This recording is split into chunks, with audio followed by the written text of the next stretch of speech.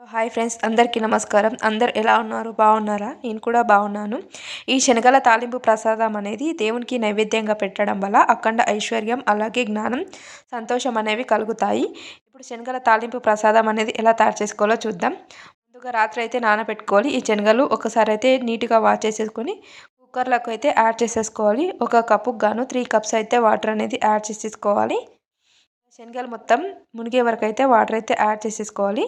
ఇప్పుడు ఒక 1 table spoon వరకు సాల్ట్ని కూడా యాడ్ చేసేసుకొని ఇలా మూత అనేది పెట్టేసి 4 విజిల్స్ వచ్చే వరకు అయితే ఉడికించుకోవాలి.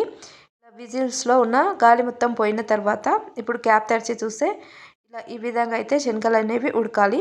ఇలా ఉడికిన తర్వాత ఒక బౌల్లోకి అయితే తీసేసుకోవాలి. ఇప్పుడు తాలింపు అనేది తీసుకుందాం. స్టవ్ ఆన్ చేసేసుకొని ఒక పాత్ర పెట్టేసుకొని 1.5 టేబుల్ స్పూన్ నూనె అయితే యాడ్ చేసేసుకోవాలి. నూనె అనేది కాస్త వేడైన తర్వాత పోపు దినుసులు యాడ్ చేసేసుకోవాలి. ఆవాలు, జీలకర్ర, అలాగే శనగపప్పు, అలాగే మినపప్పు కూడా వేసుకుంటున్నాను. అలాగే కరివేపాకు 4-5 రెమ్మల కరివేపాకు కూడా వేసేసుకుంటున్నాను. అలాగే 4-5 పచ్చిమిర్చి చిన్నగా కట్ చేసుకొని అయితే వేసుకుంటున్నాను. టేస్ట్కి సరిపడా సాల్ట్ని, అలాగే కొద్దిగా పసుపును కూడా వేసేసుకొని తాలింపు అనేది మంచిగా వేగాలి. పచ్చిమిర్చి అనేది మంచిగా వేగే వరకు అయితే బాగా కలుపుకుంటూ బాగా ఆయిల్లో అయితే మంచిగా ఫ్రై చేసేసుకోవాలి.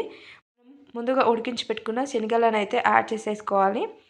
శనగలు అనేది యాడ్ చేసుకున్న తర్వాత ఒక 2 నిమిషాల వరకు అయితే హై ఫ్లేమ్లో మంచిగా బాగా కలిపేసుకోవాలి. ఇంతే ఫ్రెండ్స్, శనగల తాలింపు ప్రసాదం అనేది రెడీ అయింది. ఇది దేవునికి నైవేద్యంగా పెట్టడం వల్ల మనకు సుఖశాంతులు అనేవి కలుగుతాయి. వీడియో కనుక నచ్చితే లైక్ చేయండి ఫ్రెండ్స్. అలాగే మా ఛానల్ని ఫస్ట్ టైం చూసినట్లయితే సబ్స్క్రైబ్ చేసుకోండి. Thank you for watching this channel. ఈ వీడియో మీ ఫ్రెండ్స్ అండ్ ఫ్యామిలీ మెంబర్స్కి కూడా షేర్ చేయండి.